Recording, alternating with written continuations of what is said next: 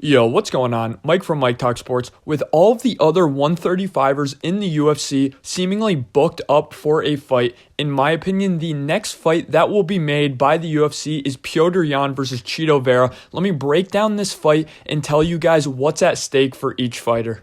So looking at the 135-pound division real quick, of course, Sean O'Malley versus Aljamain Sterling is going to be for the 135 strap, most likely in August. If not, they'll push it back to the end of the year. Song Yadong versus Rob Font was just made today. That fight is going to be an absolute banger. Looking at Corey Sandhagen, he at the moment does not have a fight, but he of course has already fought Petr Yan and Chito Vera. Really no reason to run back either of those fights at this point. You of course have Merab Dvalishvili sitting on the sidelines without a fight, but at the moment he's injured, and it seems as though Petr Yan and Chito Vera are both healthy and both want a fight. And then lastly, you have Henry Cejudo, and out of all the names I just named, Henry Cejudo is the fighter to make the most sense to break up this potential fight between Yan and Vera. The reason why I really do not see Henry Cejudo fighting either of these guys at the moment is Henry Cejudo wants a title elimination bout, similar to Charles Oliveira, who just lost the title. Charles Oliveira wanted a title elimination bout, and that is why he is fighting Beneil Dariush very soon. Whereas I think the same thing is true with Henry Cejudo. He was a longtime champion of that division. He was a two-divisional champion,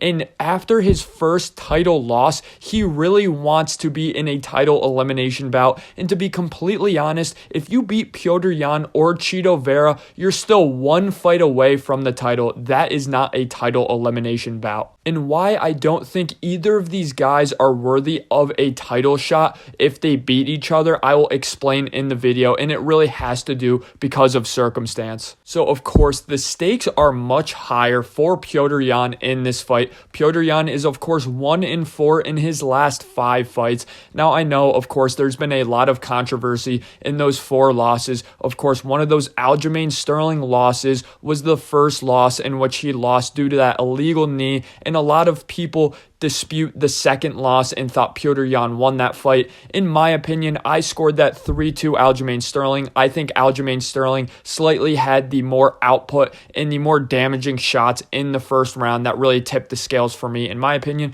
Then, of course, there was that Sean O'Malley fight. But again, in my opinion, I think Sean O'Malley won the first and third round due to output and due to damage. Then you look at Chito Vera. On a surface level, you would say, hey, why are his stakes high for this fight? He's 4-1 in his last 5 fights. Well, Chito Vera really has looked somewhat shaky and has been very questionable as a top 5 contender at the 135-pound division in his last 5 fights, despite being 4-1. Looking at Chito Vera's last 5 fights really is similar to looking at Petr Yan's last 5 fights in the sense that the story of these last 5 fights is low output, and how this low output and methodical style of boxing and striking and calculated style of reading the opponent and making those reads pay off in the later rounds, how it's really bitten these guys in the ass. When Chito Vera beat Rob Font, it was very impressive. The amount of damage he inflicted on Rob Font is not something you typically see from a Rob Font fight. The thing is, it's not like his output was insane. It was very famous after the fight. The stats were read after the fight, and Rob Font absolutely destroyed Chito Vera in terms of the output. No one's disputing whether Chito Vera won that fight or not. He very obviously won that fight, but the fact of the matter remains that his output was still really low, even though it was a somewhat dominant win. You look at that Dominique Cruz fight, same story. His output was pretty low. In fact, it was lower than Dominique Cruz in this fight, but of course he made the read and found the head kick later on in the fight. It's not like he was necessarily getting dominated or even losing by Dominique Cruz. In fact, I think Chito Vera was up going into that 4th round, considering he had already knocked down Dominique Cruz in the fight. Still, the point remains very low output. Look at that Frankie Edgar fight. It's not like Chito put a crazy output and a crazy pace on Frankie Frankie Edgar either. And even his Davy Grant fight, where he had more output than Chito usually has in his fights, he still didn't have a crazy pace on Davy Grant. Then, of course, that Sugar Sean O'Malley fight, I think that fight was pretty close, but in my opinion, it was pretty clear that Sean O'Malley was looking better on the feet and he had higher output until Chito Vera found that devastating shot to his leg, put him down, and he had really, really nice ground and pound to finish that fight. The reason why I bring up all these Chito Vera fights and why I think all of these wins deserve some context is not for me to take away from Chito Vera and these impressive wins that he did have. It is just to highlight that this fight is so interesting because these two guys have the same exact issue in their fights. It's really that low output and that low pace that has really cost them with the judges on the judges' scorecards. It's not like Chito Vera or Petr Yan are guys who are going to be put out in a fight. In fact, I think these guys are damn near impossible to finish in the octagon, which makes this fight all the more intriguing. In my opinion, this is a perfect setup for a 5-round main event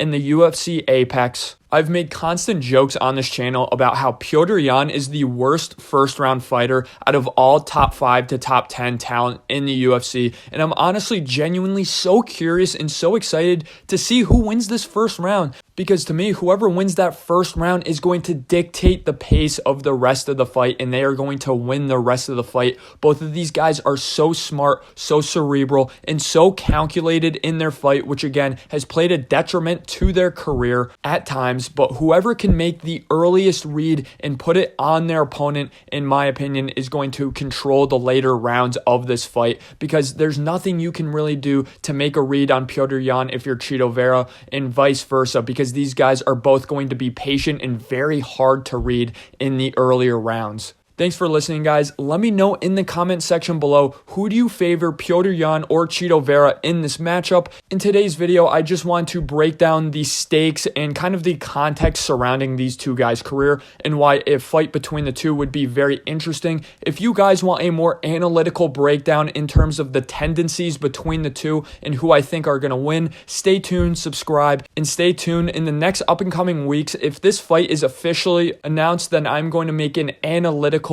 and technical breakdown between these two guys to determine who really should win this fight. Again, thanks for listening, guys.